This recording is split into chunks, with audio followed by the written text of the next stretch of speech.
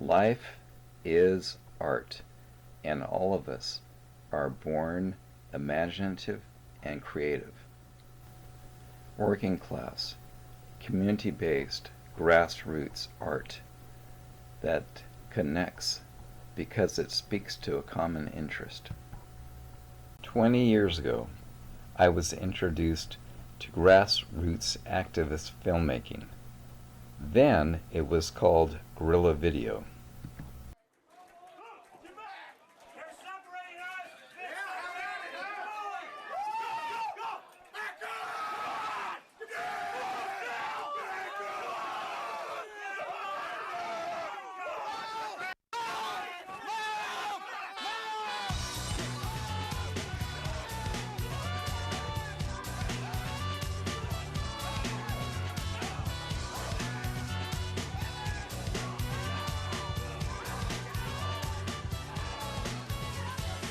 You are watching Guerrilla Media in action. From local stories to the largest events of our times, Guerrilla Media has consistently provided an accurate source of first-hand documentation that hasn't been filtered through the biases of the corporate media. As soon as you decide to provide the community with a record of events, you become the media. At that point, your role as a journalist is just as valid, if not more so, than any disseminator of the corporate state propaganda packaged as the nightly news. Independent media provides information to the public for the sake of necessity and the desire to inform, rather than for profit or the need to disinform, confuse, divide, and control the public.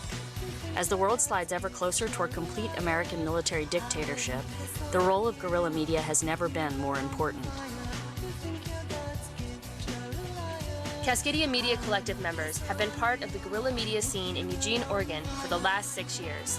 In that time, we've covered local protests, large demonstrations, we've cop-watched, shot riots, and almost everything in between. We have put together this guerrilla video primer to pass along the knowledge gained from our experiences, to both expand and better train the growing pool of guerrilla journalists like you. For me, the fire was lit. I bought my first old-school video recorder, and without know-how or any experience, I went to work making guerrilla videos. To fight. She wants to try to fight and bring some justice to the women that are working in the field. Drawn out.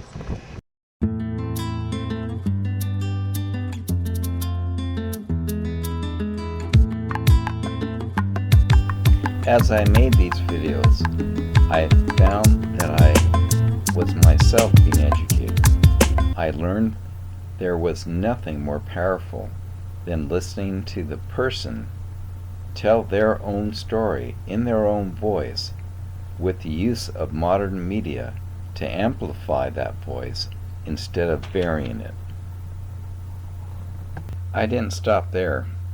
My old school camera made it many places, including Broderick in 2004. And this injunction just included 10 young men. The police department says they've served 70 of the supposed 350. I've lived here and I have not had any problems living in the Broderick 20 area. years later, the technology has changed, become more and more available, and those using it younger and younger.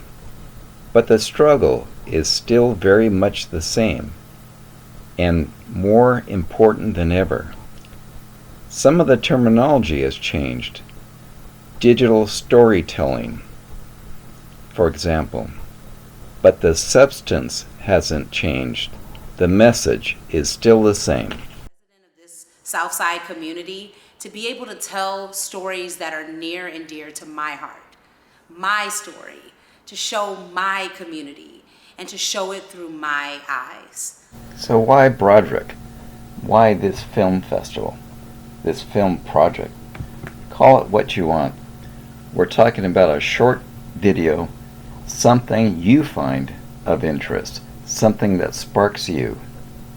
The reason is because I had the opportunity to canvass Broderick, and I heard story after story and kept thinking to myself, Someone should do a short video about this.